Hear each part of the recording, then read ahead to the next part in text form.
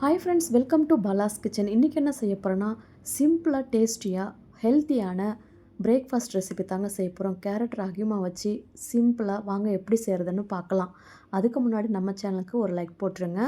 First நம்ம ஒரு பாத்திரம் எடுத்துக்கலாம். 1 கப்பு ரவை சேர்த்துக்கோங்க, 1 கப்பு ராகி மாவு சேர்த்துக்கோங்க, 1 கப்பு தயிர் சேர்த்துக்கோங்க.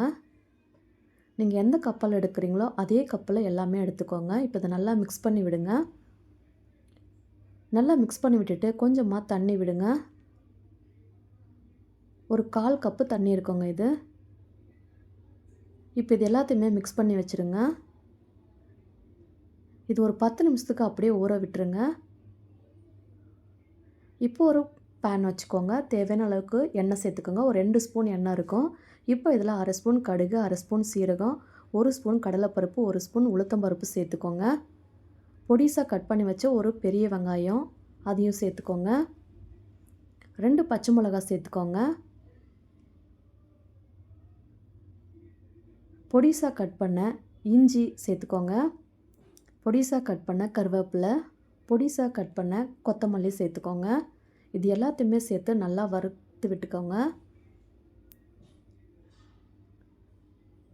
இது நல்லா லைட்டாக வறுந்து வரட்டும். இப்போ நான் 2 கேரட் துருகி வச்சுருக்கேங்க, அதையும் சேர்த்துக்கோங்க. இன்னும் இதில் கேப்சிகம், பட்டாணி கூட சேர்க்கலாம். நான் இன்றைக்கி கேரட் மட்டும்தான் சேர்க்குறேன். இப்போ இதுக்கு தேவையான அளவுக்கு உப்பு சேர்த்துக்கோங்க. இது ஒரு 5 நிமிஷம் அப்படியே நல்லா வறுத்து விடுங்க. கேரட் சீக்கிரமாகவே வெந்து வந்துடும்.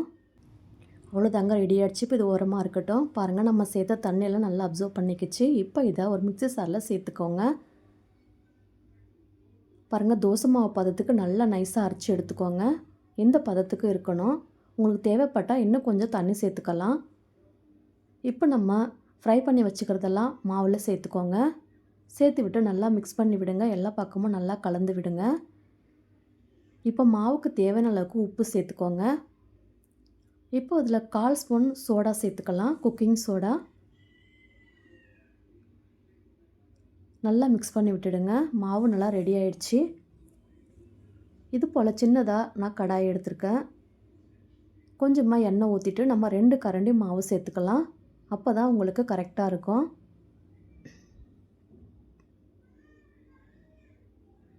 இப்போ ஒரு 2 நிமிஷம் மூடி வச்சுருங்க. 2 நிமிஷத்துக்கு அப்புறமா திருப்பி விடுங்க. பாருங்கள், பபுள்ஸ்லாம் வந்து சூப்பராக ரெடி ஆகிடுச்சு. இப்போ இதை அப்படியே திருப்பி விட்டுக்கோங்க. பாருங்கள், சூப்பராக ரெடி ஆகிடுச்சு. இதே போல் நம்ம எல்லாத்தையுமே செய்து எடுத்துக்கலாம். அருமையான ராகி பன் தோசை ரெடி ஆகிடுச்சு. ராகி மாவு 2 கேரட் இருந்தால் ஈஸியாக செஞ்சிடலாங்க. ரொம்ப ஹெல்த்தியான பிரேக்ஃபாஸ்ட் இது. இதே மெத்தடில் நீங்களும் உங்கள் வீட்டில் ட்ரை பண்ணி பார்த்துட்டு எப்படி இருந்துச்சுன்னா உங்கள் ஃபீட்பேக்கை கமெண்ட்டில் சொல்லுங்கள்.